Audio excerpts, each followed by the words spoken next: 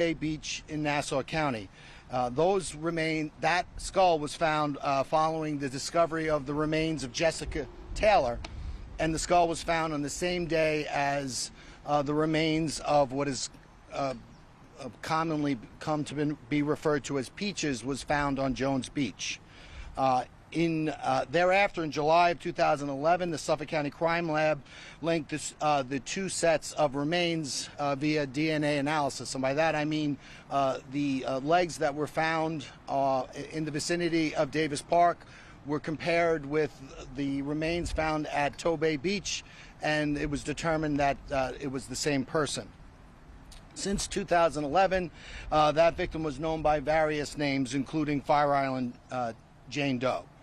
Today, we are here to announce that as part of the Gilgo Task Force re-examination of all the evidence in the case, we were able to identify Fire Island Jane Doe as Karen Vergata, who was 34 years old at the time of her disappearance.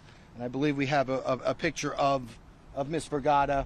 I think it's important that we remember and honor not only Miss Vergata, but all the victims on Gilgo Beach. Ms. Vergata went missing at approximately February 14th, 1996. At the time, she lived on West 45th Street in Manhattan and was believed to be working as an escort at the time of her disappearance. There was no missing persons complaint filed at the time of that disappearance. In August of 2022, approximately 6 months after we formed this Gilgo Task Force, a DNA profile suitable for genealogical comparison was developed from the remains of Karen Vergata. In September of 2022, the FBI was able via a genetic genealogy review to identify Ms. Vergata presumptively as Fire Island Jane Doe. Thereafter, in October of 2022, using a buccal swab from a relative of Karen Vergata, we were able to definitively identify her.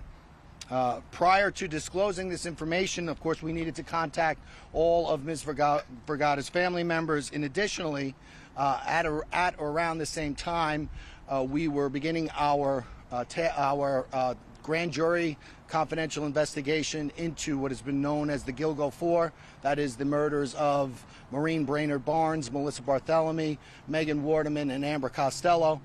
So we decided we were not going to make any public comment at this time. However, since that, the results of that investigation have become public, and we have made the necessary notifications to Ms. Vergata's family, we can make this important announcement now. I just want to thank, in particular, Special Agent Lori Giordano from the FBI in her work with the familial DNA. She worked in conjunction with our Suffolk County Crime Lab, Don Dollar of the Suffolk County Crime Lab, his team, in coordination with the Suffolk County Police Department's Homicide Unit. So I want to thank them in particular for all of their work.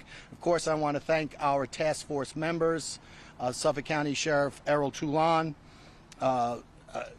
ASAC Spencer Horn from the FBI. I want to thank the New York State Police, Suffolk County Police Department, Rodney Harrison, who couldn't make it here. I understand Chief Rowan is here in his place instead. But I want to thank them for not only their work on this case, but for all their work in the task force going forward. It's important to note that there are no charges at this time. Ms. Vergata's disappearance was in 1996, which is 27 years ago. We are going to continue to work this particular case as we did the Gilgo 4 investigation. We're going to have no comment on what, if any, suspects we developed at this time. This is a confidential investigation, so I'm not going to be taking any questions, but our investigation is continuing, and thank you all very much. No questions. If you want to talk about something regarding the Gilgo 4, I'm happy to talk offline to you. But today, this press conference is about Ms. Vergata, and that we've been able to identify her, and that we're continuing our investigation not only with regard to the Gilgo 4, but all of the victims on Gilgo. So thank you all very much. Nothing else you can say about Ms. Vergata?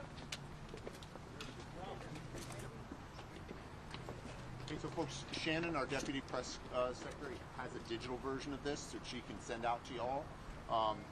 We can either do it just to our press list, which you probably are already on, or if you want to give your emails, we can do it individually. But